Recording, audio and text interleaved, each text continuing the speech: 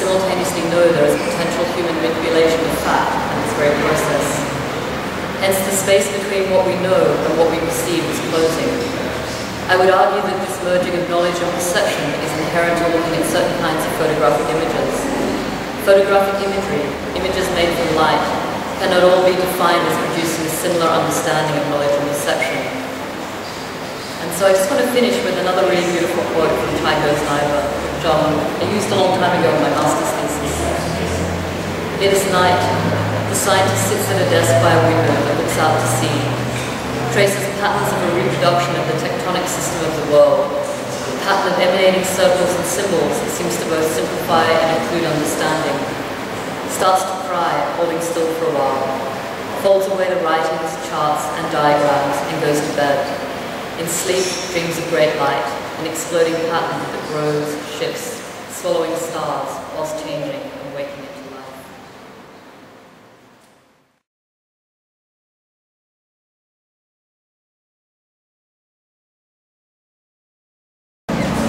First started photographing, well, I've worked in landscape for many years, but my primary interest was out of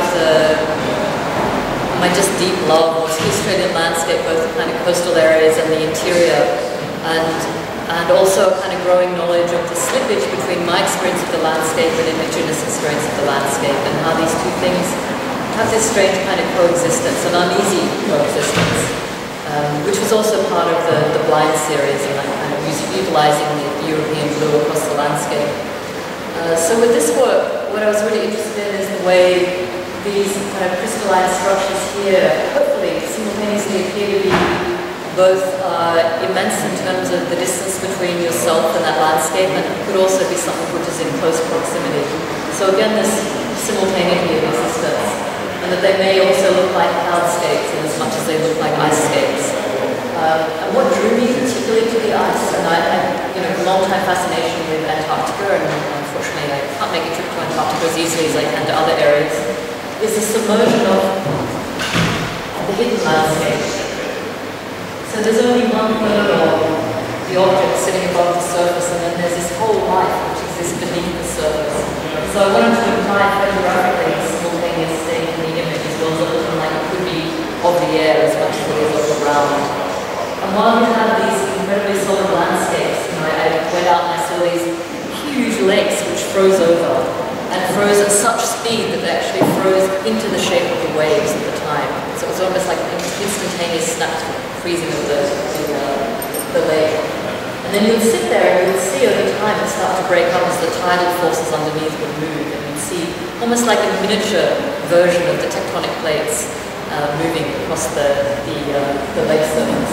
And so I became interested in that kind of instability in the landscape, or that kind of semi-permanence, and then several weeks later it would go back to being this kind of beautiful blue shimmering lake. And so there's only this moment in time where you have that insight into the landscape. The reason that we decided to house the dark waterworks and the ice skates is because they imply the same state.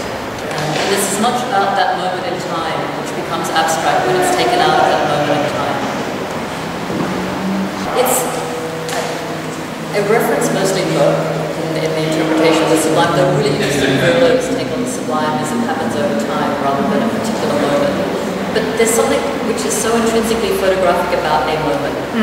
And even though this is a moment played out over a very long period of time, but it is that moment in time.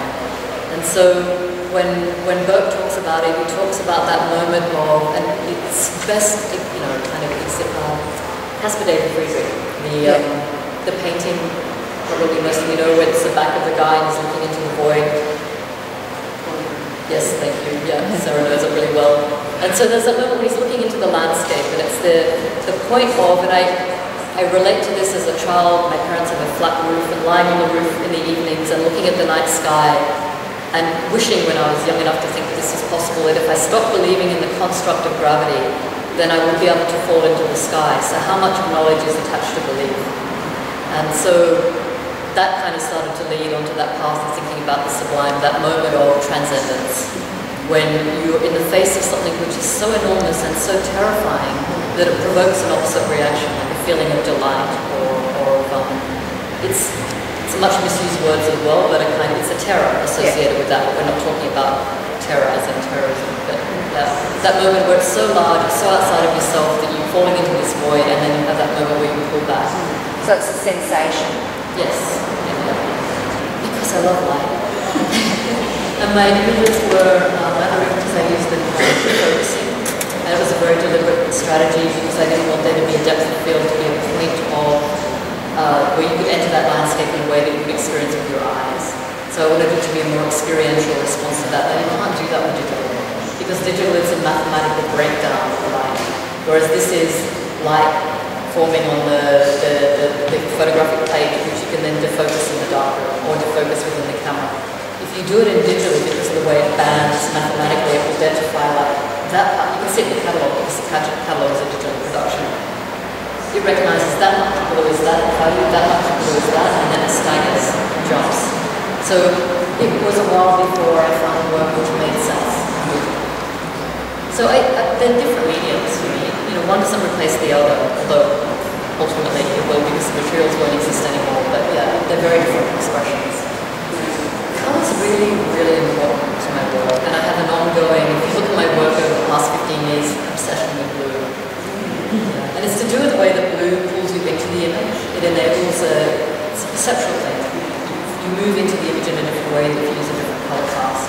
So it did originally come out of that, reading that account of the empirical scientists, and that blue is the last color you see, and then I suddenly went and looked at Turner's work and looked at all those painters that lived a long time in their life, and had, all their work was about looking into the light. And you see the works at the end of their life become more cloudy when they get Carterites and all kinds of things. They're seeing it, they're painting what they're seeing. And that was a real revelation to me. So it came out of that, but then it's also the way that it enables you to move into these landscapes in a very different way. I love black and white work, but it doesn't work for my work. My formalist American colleagues would kill to see this work in black and white, because it's a different engagement. It becomes a formal play which has a real legacy in terms of the history of American photography. But we have a very different engagement with land here, and so I may live in America, my work is still Australian, if that makes sense. So I have to resist no black and white. But no, black and white's gorgeous. Yeah, certainly is. Yeah, no, it's a good question. There's a really pragmatic part of that. And one is that I used to work at Sydney College down the road, and we had 24-hour access, and I would just stay in there overnight and make work, just take over the whole kind of, and then poker as well. And when I moved to New York, we get locked out for 6 hours a night because of the security issues, and so I didn't have the same access to facilities in the same way I had very luxurious existence here in Sydney. It was also because I was moving around a lot, and I was trying to make sense of things, and so I didn't feel the same commitment to what I was photographing in all honesty in the first instance, and so I just carried a small digital camera with me. In fact, it's in my bag, the C11 camera, which is a beautiful kind of camera to carry around. And so then, as a result of making a lot of images, I just realized I had to make a whole lot of work before I could find my way into it. And it was less precious to make them digitally than it was to make the negatives and process them and print them.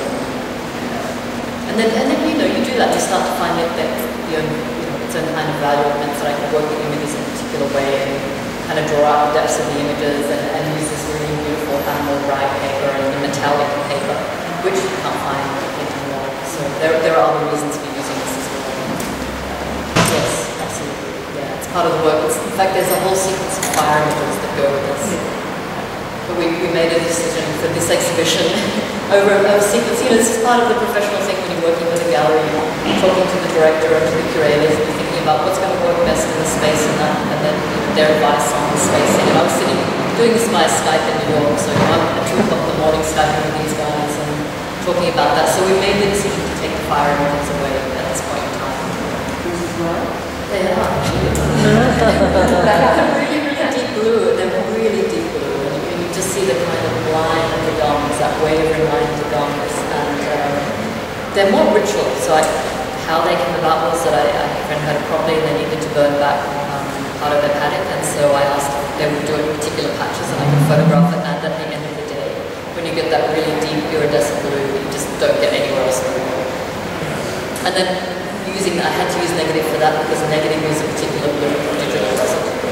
So if you use a particular film type and you overexpose it, then it pushes this kind of iridescent ultraviolet blue out of it. And so then there's these like pockets of fire and circles, and so you just get this kind of flicker of the fire against this dark landscape which is just about to disappear from view. So there's a sequence of those as well. Sitting in New York. Yes. There is something unique about creative practice in Australia, which isn't matched elsewhere. And it's not a cliche. I think there's something which is simultaneously infuriating as it is liberating. The chances of actually making a living off your work in Australia is so slim. And so you might as well make what you want to. And so that gives rise to a particular kind of practice, and you see it work overseas. I don't need to know that artist is Australian, I know it in your work. And that doesn't mean that they're making work which is happening in Australia, like Paul Hogan, Shrimp on the Barbie work. But there is something about the understanding of space and the way we move through space, and the way we deal with colour and distance, which is really particular to Australian work. So it's a really, you pick it, it's quite unique. And there's a particular kind of sensuality in Australian work, and I think it is to do with our connection to the land, the way which is very different. When you live in New York, I realised I had not thought about the horizon forever. I live on an island, but all I see is verticals. And even though the river's on either side, I lose sense of that. And here you're always aware of that. But having said that, my time in New York has been incredibly valuable to me. Like it's incredible, like international nexus, the people that come into New York, the people that I work with at Parsons, and I might have worked with amazing people here as well. So I didn't leave a job that I hated, I left a job that I loved. And students who were wonderful. But it offers a different opportunity, and you only live once, I feel, so And New York is cool. New York's really cool, it's fantastic, and the amount of work you see, it's incredible. I mean, you see the worst and the best. There's some months you just like looking at crap, and then other months you just unbelievable work. Do your head in every night there's someone lecturing there. You go to Parsons, to Cooper, to Columbia, and just kind of move every night with this movable feast of intellectual engagement, which is incredible. But yes, I think about Australia most days. Especially in summer when I really want to go to the ocean. The books that I've done, that I tried in this large are like a meter, and so they're a really bodily experience, and I wanted them to be that you would enter into it, you physically enter that space very easily. And the decision to scale these works down was to do with the intimacy of the image and the delicacy of the image, and I wanted it to be, you have to be very close to it to have that experience of the work rather than stand out. I have played with the scale of these, and they do work very large, but there's something about this scale which means that they could be one thing and they could be another, and you scale them up and they're just one thing. So it was that point of like working out where they would flip backwards and forwards, and this is the most appropriate. And their kind of funny aside was that they looked really, really big in New York in my tiny apartment, and they look really small here. So. I was to say, well, for people who follow your work, some of the previous series have been quite large, and this is quite arching, really. No, but it did no. I mean, I have a studio, so I'm not just But this work, this work that Louise is holding, it has to be large scale. You have to be able to enter into the void of the space. If you scale it down, it's okay to scale down as well. The defocusing works better when it's large. It becomes a little bit more kind of what it is in the scale.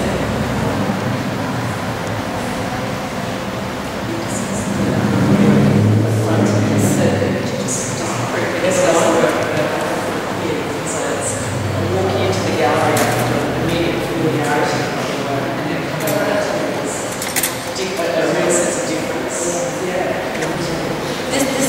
This is clearly and that's probably where this work will go forward in the future. What I acknowledge in this work is having been in America now for 6 years, with 1 year back at SCA and all of that, is the engagement with the history of American photography and coming into direct contact with Steiglitz. I know there's a beautiful Judy Anea show the last year that she did. Coming into that kind of interest in the landscape and abstraction. And it took me back to my really early interest in photography. And so I felt like it was a work that I needed to make in order to make sense of where I was at that point in time and to kind of have some engagement with my own history of photography. But that work right there is, that's much closer.